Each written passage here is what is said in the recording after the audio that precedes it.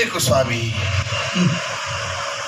ಆ ಕುಂತೀನಂದನರನ್ನು ಎಷ್ಟು ಆಪ್ಯಾಯಮಾನತೆಯಿಂದ ಲಾಲಿಸಿಕೊಂಡು ಬಂದೆ.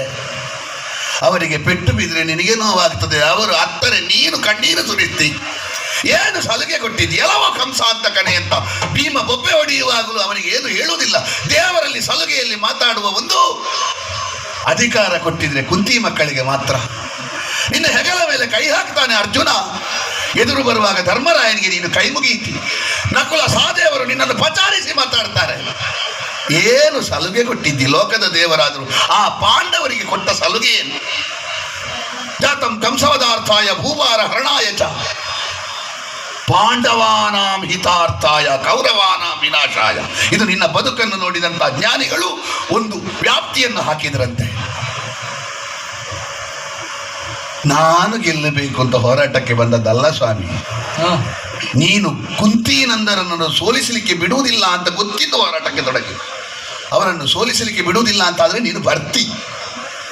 ನೀನು ಬಂದ ಮೇಲೂ ಅವ ಹಾಗೆ ಇದ್ದಾನೆ. ಗೀತೆಯಲ್ಲಿ ಕೊನೆಗೆ ಯಾರೋ ಹೇಳಿದ್ರಂತೆ ಸಜ್ಜನರಿಗೆ, ಯತ್ರ ಯೋಗೇಶ್ವರ ಕೃಷ್ಣೋ ಯತ್ರ ಪಾರ್ಥೋ ಧನುರ್ಧರ ತತ್ರ ಶ್ರೀ ವಿಜಯೋ ಭೂತಿರ್ ನೀತಿರ್ ಮತಿರ್ಮಮ. ಎಲ್ಲಿ ಕೃಷ್ಣ ಇದ್ದಾನೋ, ಎಲ್ಲಿ ಧನುರ್ಧರನಾದ ಪಾರ್ಥ ಇದ್ದಾನೋ ಅಲ್ಲಿ ವಿಜಯ ಇರ್ತದೆ, ನೀತಿ ಇರ್ತದೆ, ವಿಭೂತಿ ಶಕ್ತಿ ಇರ್ತದೆ, ಮತಿ ಇರ್ತದೆ. ಇಷ್ಟೆಲ್ಲ ಇದ್ದು ಅವ ಸುಮ್ಮನಿದ್ದಾನೆ. ಏನು ಸುಧನ್ವನನ್ನು ಕಂಡು ಭಯಗೊಂಡವ ಇನ್ನು ನೀನು ಬಂದ ಮೇಲೂ ಅಪಾಯ ಬರಲಿಲ್ವಾ? ಏನು ಸುಮ್ಮನೆ ಕುಳಿತಿದ್ದಾನೆ, ಏನು ಕೂಡದವನಾಗೆ. ಕ್ಷತ್ರಿಯ ಅಂತ ಬೆಳೆಸಿದ್ದಲ್ವ ನೀನು? ಏನೋ ಒಬ್ಬ ಸಾಮಾನ್ಯನಾಗಿ ಹೇಡಿಯಾಗಿ ಬೆಳೆಸಿದ್ದಲ್ಲ. ನೀನು ಬಂದ ಮೇಲೂ ಪ್ರತಿಜ್ಞೆ ಮಾಡದೆ ಬಾಯಿ ಮುಚ್ಚಿ ಕುಳಿತಿದ್ದಾನಲ್ವಾ? ಮಾಡಲಿ ಪ್ರತಿಜ್ಞೆ.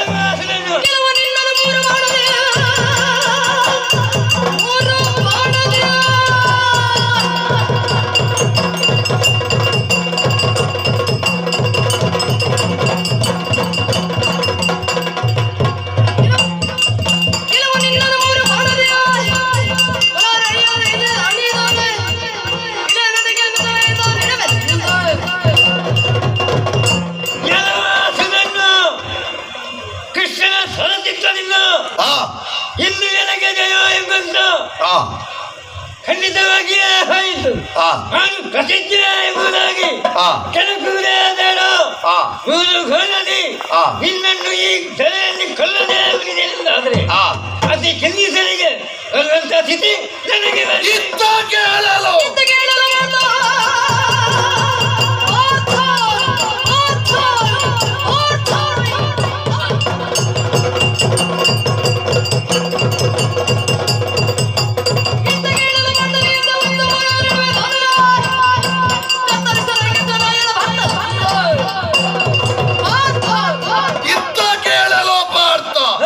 ನೀನು ಬಿಡುವ 3 ಬಾಣಗಳನ್ನು ಮಧ್ಯಪಥದಲ್ಲಿ ಕತ್ತರಿಸದೇ ಇದ್ರೆ ಸುಧನ್ವ ಇವತ್ತಿನವರೆಗೆ ಭಜಗೋವಿಂದಂ ಅಂತ ಹೇಳಿದ್ದು ಸುಳ್ಳಾಗ.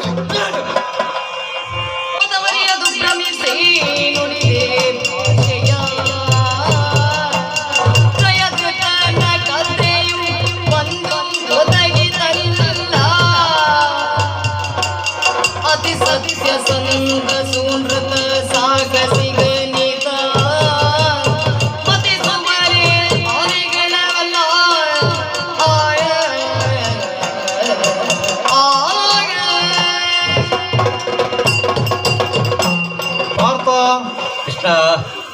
ನಿನಗೆ ಒಮ್ಮೊಮ್ಮೆ ಏನಾಗ್ತದೆ? ಏನಾಯ್ತು? ನಿನ್ನ ಮೈಯಲ್ಲೇ ನಿನಗೆ ಪ್ರಜ್ಞೆ ಇಲ್ಲದಾಗಿ ವರ್ತಿಸ್ತಾ ಇರುವುದನ್ನು ಕಾಣುತ್ತಾ ಇದ್ದೇನೆ. ಹಾಗಾಯ್ತಾ? ಈಗ ಕೆಲವರಿಗೆ ಹಿಂದೆ ಯಾರಾದರೂ ಇದ್ದಾರೆ ಅಂದರೆ ಸಾಕು, ಒಮ್ಮೆಲೆ ಹಾರುವುದು. ಅವರು ಇದ್ದವರು ಮತ್ತೆ ಒಂದಾಗಿರ್ತಾರೆ, ಹಾರಿದವರು ಮಾತ್ರ ಸಾಯುವುದಲ್ಲಿ. ಧೈರ್ಯಕ್ಕೆ ನೀನಿದೆಯಲ್ಲ? ಅಲ್ಲ, ನಾನು ಇದ್ದೇನೆ, ಇಲ್ಲ ಅಂತ ಹೇಳಲಿಲ್ಲ. ಬಂದಾಕ್ಷಣ ನಿನ್ನ ರಥದಲ್ಲಿ ಪವಡಿಸಿದ್ದೇನೆ, ಕುದುರೆಯ ಬಾಗೆಯನ್ನು ಹಿಡಿದಿದ್ದೇನೆ. ಅವನು ಸಾಮಾನ್ಯನೆಂದುಕೊಂಡೆ ನೀನು. ಹೌದು, ಹಿಂದೆ ಕೂಡ ಅಂಥದೇ ಪ್ರಕರಣ ನಡೆದಿದೆ. ಎಲ್ಲಿ? ಜಯದ್ರಥನ ಪ್ರಕರಣವನ್ನು ಅಲ್ಲಿಯೂ ಕೂಡ ನೀನು ಶಪಥವನ್ನು ಹಾಕಿದ್ದು. ಆ ಶಪಥವನ್ನು ನೀನು ಪೂರೈಸಿ ಅವನ ತಲೆ ಕಡಿದು ನಿನ್ನನ್ನು ಬದುಕಿಸಬೇಕಾದರೆ ಪಟ್ಟ ಶ್ರಮವೆಷ್ಟು ಎಂಬುದು ನಿನಗೆ ಈಗ ಎಲ್ಲ ಅರ್ಥವಾಗಿದೆ. ಮತ್ತೆ ಈಗ ಇದು ಶಪಥವನ್ನು ಮಾಡಿದ್ದೆ. ಅವನೇನು ಸಾಮಾನ್ಯ, ಮತ್ತೆ ವೀರ ವೈಷ್ಣವನಲ್ಲವೇ? ವೀರ ವೈಷ್ಣವನಿವನು ನಿನ್ನಿಂದಲೇ ನಗಿದ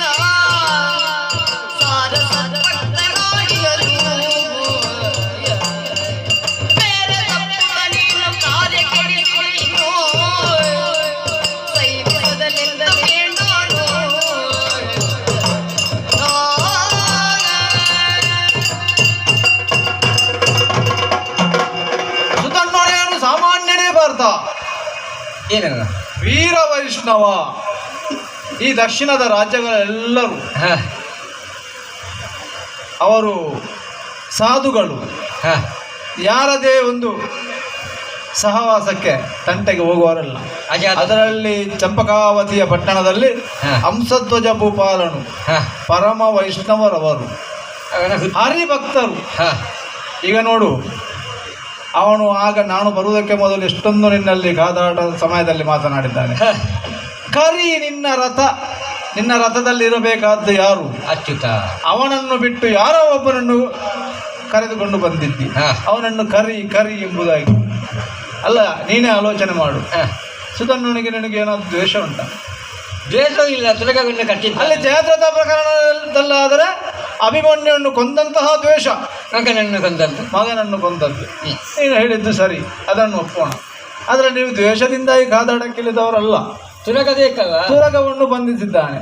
ಬಂಧಿಸಿದ ಉದ್ದೇಶವೇನು? ಅವನಿಗೆ ನಿನಗೆ ಕಪ್ಪವನ್ನು ಕೊಡಗೆ ಅಸಾಧ್ಯವಾಗಿ ಅಲ್ಲ. ಅಥವಾ ನಿಮ್ಮಲ್ಲಿ ಹಗೆತನವನ್ನು ಸಾಧಿಸಬೇಕಂತಲ್ಲ. ಅವರ ಉದ್ದೇಶ ಹರಿಯನ್ನು ತರಿಸಬೇಕು.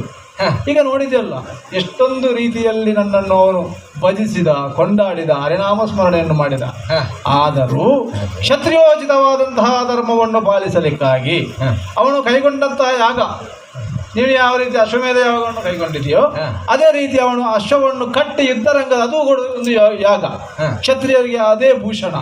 ಕ್ಷತ್ರಿಯೋಚಿತವಾಗಿ ನಿನ್ನನ್ನು ಯುದ್ಧರಂಗದ ಮುಖಾಂತರವಾಗಿ ಶಪಥವನ್ನು ಹಾಕಿಸಿ ಆ ಮೂಲಕವಾಗಿ ಹರಿಯ ದರ್ಶನ, ಅವನೊಬ್ಬನಿಗೆ ದರ್ಶನವಾಗಬೇಕಾದ್ರೆ ಅವನು ಇಷ್ಟೊಂದು ಪ್ರಯತ್ನ ಪಡಬೇಕಾಗಿಲ್ಲ. ನೇರವಾಗಿ ದ್ವಾರಕೆಗೆ ಬಂದು ಹರಿಯನ್ನು ದರ್ಶನ ಮಾಡಿಕೊಂಡು ಹೋಗ್ಬೋದಿತ್ತು.